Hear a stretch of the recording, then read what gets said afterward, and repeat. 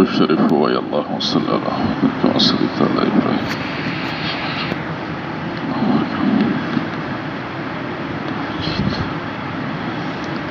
باب في الأمر بالمعروف والنهي عن المنكر.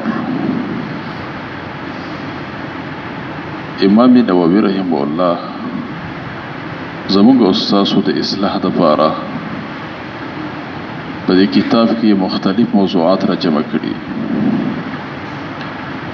بعضې موضوعات یې اجمالي راوړي، بعضې موضوعات تفصیلي راوړي. نو دا موضوع هم څه ځای پورې تفصیلي راوړي.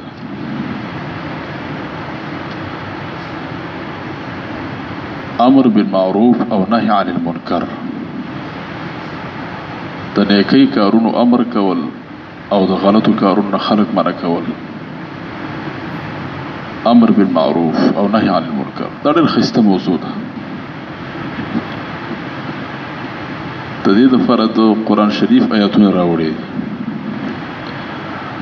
اولنی آیت دا فرمایلی دی چې اعوذ بالله من الشیطان الرجیم ولتکن منکم امة یدعون الى الخیر. الله تعالی فرمایي په تاسو کې دی یو جماعت، یو ډله داسې وي یدعون الى الخیر چې نیکۍ طرف ته خلک دعوت کوي. ويأمرون بالمعروف وينهون عن المنکر، د نیکۍ حکم دی کوي او د غلطو کارونو دی خلک منع کوي. داسې جماعت دی په تاسو کې وي. واولئک هم المفلحون. الله وایي دا خلک هم دوی کامیاب دي، خاص دوی کامیاب دي. بیا علماو لیکلي دلته رامین دپاره تبعیض دی. یعنې ټول امت باندې دعوت لازم نه دی. په دې امت کې څه خلک دي په هغوی دعوت لازم، او د هغې نه مراد علما تفسیرونه والا لیکلي د هغې نه مراد علما دي. وایي دعوت کار به هغه څوک کوي چې هغه د دعوت الى الخیر لارې پیژني. دا پیژني چې دا کار معروف کې داخل دی او دا کار منکر کې داخل دی. په دې پوهېږي. د دعوت ځایونه پیژني، څه خبرې ورته یاد دي. وایي دا خلک به دعوت کار کوي. یو ډله د علماو داسې وایي. نو دوی وایي چې دعوت کار چېرې دا فرض کفایي دی. په علاقه کې چې لږو کسانو هم دعوت کار کوو د ټولو غاړه پې خلاصېږي. فرض کفایي دا معنا. خو بعضې علما وایي چې نه، دلته کې دعوت کار په هر مکلف باندې لازم دی. هر مکلف یعنی کم سړی ته چې احکام شرعیه متوجه دي، که هغه عالم هم نه دی، یو عام سړی دی، دعوت کار به کوي. ولو که چا یو حدیث واورېدو بل ته به رسوي، که چا لس واورېدو لس به رسوي، که چا یو واورېدو یو به رسوي، که چا لس به رسوي. نو که چېرته دلته موږ د دې نه علما واخلو،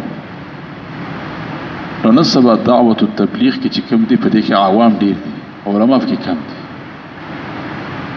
نو دې کې رد په هغوی نه راځي، ځکه دا خلک هم په دې کې داخل دي چې چاته یو حدیث یاد دی حدیث دې رسوي، چاته دوه دي دوه دې رسوي. منګړت قصې دې نه کوي، تاویلې ماویلې دې نه وایي. بس چې کله د یو مستند عالم نه یو خبره اورېدل هغه د یادوي، خلکو ته یې وایي. په دې وخت کې دعوت التبلیغ جماعت د دې خیر غالب دی. خیر دا غالب دی چې ډېر خلکو ته پیدا رسي.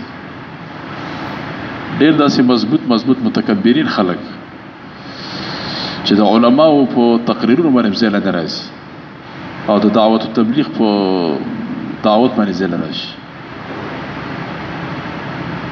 نو حاصل دا چې دې آیات کې اصل کې څوک بعضې بولیت د آیاتو رد کوي په تبلیغ باندې. و دعوت کار دي صرف علما کوي، تبلیغیان دي نه کوي. نو موږ وایو چې نه چاته یو آیات ورسېد هغه دې ورسېد، بل ته چاته دوه ورسېد دوه دې ورسېد. یعنې هر مکلف شخص باندې دا لازم ده چې د خپل وس مناسب دعوت کار وکړي. لکه رسو حدیث کې راغلي ګر رسو حدیث په راشي من رأى منکم منکرا فلیغیره بیده. تاسو کې چې یو چا یو خلاف الشرع کار ولید په لاس سره دې منع کړي. که په لاس طاقت یې رهي په ژبه دې منع کړي، که ژبې طاقت یې نه زده کړي هغه شی بد کوي. نو دلته علماو لیکلي من رأى کې من کې تعمیم دی، یعنی په دې کې عالم غیر عالم په دې کې هر څوک داخل دی. حتی من کې خزم داخلي، خزم د نیکۍ حکم کولی شي، اولاد منځ وکړه، روژه ونیسه، جمعات ته لاړ شو دا وکړه دا وکړه دا د نیکۍ امر دی که او د بدن یې امر کولی شي. نو ولتکن منکم الله فرمایلی دي په تاسو کې بې بعضې علماو د امر بالمعروف نهي عن المنکر دپاره شرطونه لیکلي دي. ما یو کتاب د بس یو نظر مخې ته لاره تېر شعب الایمان هغه کې لیکلي دي وایي د امر دپاره او د ناهي دپاره چې کم کس امر بالمعروف کوي او کم کس نهي د منکر کوي د هغه لپاره 3 شرطونه دي. هغه داسې 3 لیکلي دي. یو شرط دا دی د سړی به مکلفي یعنې دا به عاقل بالغ ماشوم باندې امر بالمعروف نشته. دویم دا د سړی به مسلمان کافر باندې نشته. دریم دا سړي ته به قدرت په لاس کې طاقت به وسره دعوت کار وکړي او دا بهترینه ده چې سړي ته طاقت په لاس کې چې امر د معروف هم کوي او نهي د منکر هم کوي. نهي د منکر دا معنی چې یو سړي ته وي دا مز ته دا مثلا دا ګانې بجانې مه غږوه هغه بیا غږوي بیا هم اوري نو بیا تا سره طاقت په لاس کې کوتک ګزار پې وکړه ناکي ګزار پې کولی شي. دې ته ویل کېږي قدرت په لاس کې قدرت. نو امر بالمعروف او نهي عن المنکر دا بس لازم ملزوم دي. خدا دا بعض علماء دا د حکومتونو کار دی. کوم چې حکومت یې کنه شرعي واکه یو خاصه دې لپاره یو شعبې او په دې مقرري چې خلک د غلطو کارونو بندوي. ته امر بالمعروف ولا ورته وایي امر بالمعروف نهي عن المنکر شعبې د سعودي کې څوک هغه ته دې خبر خمر وباده ایت شرطه وته الکه ته امر بالمعروف شرطه ولا دی. یعنی امر بالمعروف د منظور ټیم کې راوځي بازارونو ته ګاډي ورسره سپکور اوازونه کوي خلکو دکانونه بر کې جماعتونو ته لاړ شي به چې څوک دکان نه بده گزار پې کوي وایي دغه خلک چې دي امر بالمعروف طاقت او قدرت دی ته وایي چې لاس کې د طاقت یو څوک غلط کار کوي ته وایي چې مې کا وغه بهم کوي گزار پې وکړي دې ویل کې دغه تفصيلات ان شاء الله به بیان کوو. سیدنا الحمدلله آیاتونه په ډېر زیات راوړي. الحمدلله رب العالمین.